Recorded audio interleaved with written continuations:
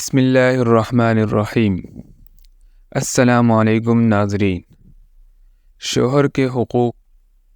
لڑکی شادی سے پہلے کافی عرصہ تک اپنے والدین کے گھر میں رہتی ہے اور اس عرصہ میں والدین اس کی پرورش کرتے ہیں، اسے تعلیم و تربیت اور امور خانہ داری سکھاتے ہیں، اور جب شادی کی عمر ہو جاتی ہے تو اچھا رشتہ تلاش کر کے اسے رخصت کر دیتے ہیں۔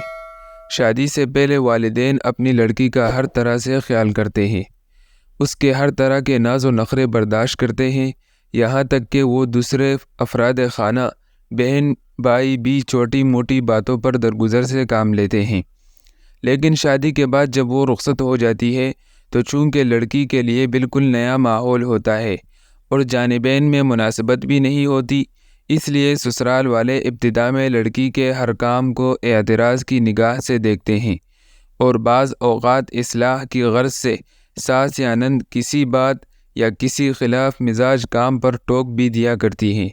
یہ باتیں ایک نئی دلہن کے لیے بڑی آزمائش ہوتی ہیں کہ سسرال میں کس طرح رہیں اور کس طرح زندگی گزاریں۔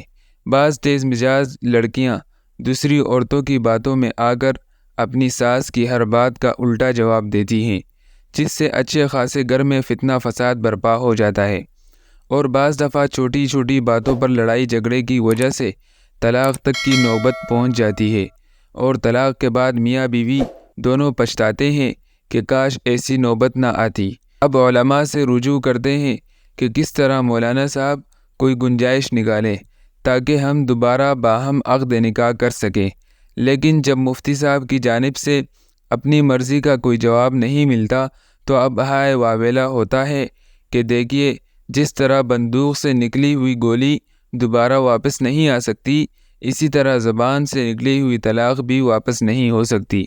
لہٰذا اگر شروع سے ہی احتیاط سے کام لیا جاتا تو پھر ان مسائل میں الجھنے کی ضرورت ہی نہ پڑتی۔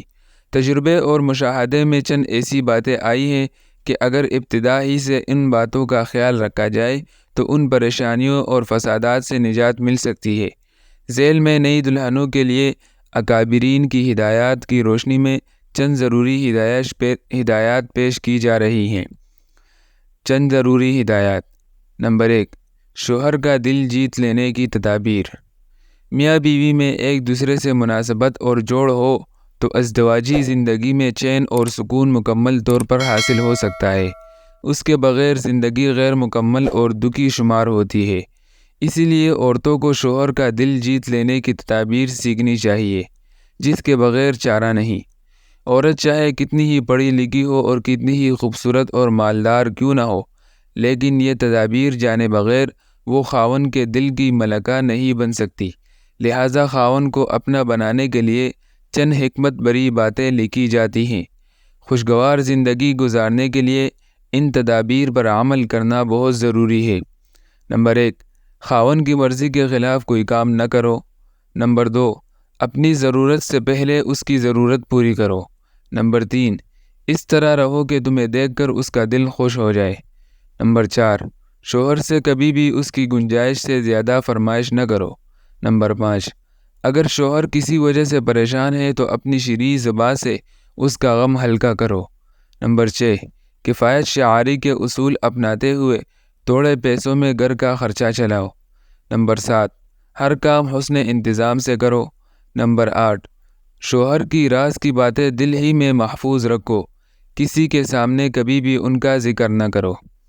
دوسرے نمبر پر شوہر کو اپنی طرف مائل کرنے والی خوبیاں۔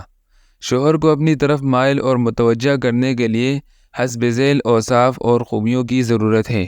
نمبر 1، ہر قسم کے چھوٹے بڑے گناہ سے بچنا چاہیے۔ کوئی گناہ ہو جائے تو فوراً توبہ و استغفار کر لینی چاہیے۔ نمبر 2، شوہر کے مزاج کو پہچاننا اور اس کے مطابق اس کے ساتھ برتاؤ کرنا۔ شوہر جس طرح عورت کے رہنے میں پسند کرتا ہے، عورت کو چاہیے کہ اسی طرح رہے، بشرطے کہ شرعی حدود کے خلاف نہ ہو۔ اپنے اندر صبر و عقل کی عادت بنانا نہایت ضروری ہے، نیز شیریں زبان سے بات کرنا، اسی طرح اپنی خوبصورتی اور خوبصورتی کے ذریعے اس کے دل کو جیتنا اور اس کے پسندیدہ بناؤ سنگار کی کوشش کرنا بھی عورت کے لیے ضروری ہے۔ تیسرے نمبر پر عورت کے لیے شوہر کے ساتھ زندگی گزارنے کے طریقے۔ سسرال میں جانے کے بعد شوہر کے ساتھ زندگی گزارنے کے لیے کیا کیا طریقے ہیں، اس بات کو جاننا چاہیے کہ میاں بیوی کے آپس کے تعلقات بہت مضبوط اور گہرے ہوتے ہیں، اس لیے کہ یہ زندگی بھر کا سودا ہے۔ دونوں کی زندگی گاڑی پہیے کی مانند ہے۔ اگر دونوں میاں بیوی کا دل مل جل گیا تو اس سے بڑھ کر کوئی نعمت نہیں، اور اس کو یوں سمجھنا چاہیے کہ دنیا ہی ان کے لیے جنت ہے۔ اس کے برعکس خدا نخواستہ دونوں کے دل اگر ایک نہ ہو سکے تو پھر اس سے بڑھ کر کوئی اور مصیبت نہیں، گویا کہ یہ دنیا ہی ان کے لیے جہنم بن جاتی ہے۔ شادی کے بعد کی زندگی کو کامیاب بنانا اکثر عورتوں کے ہاتھ میں ہوتا ہے، اس لیے جہاں تک ہو سکے شوہر کے دل جیت لینے کے لیے اس کی فرمائشوں کے رنگ میں رنگنا اور اس کے اشارے پر لبیک کہنا چاہیے، کیونکہ شوہر حاکم اور عورت محکوم ہے۔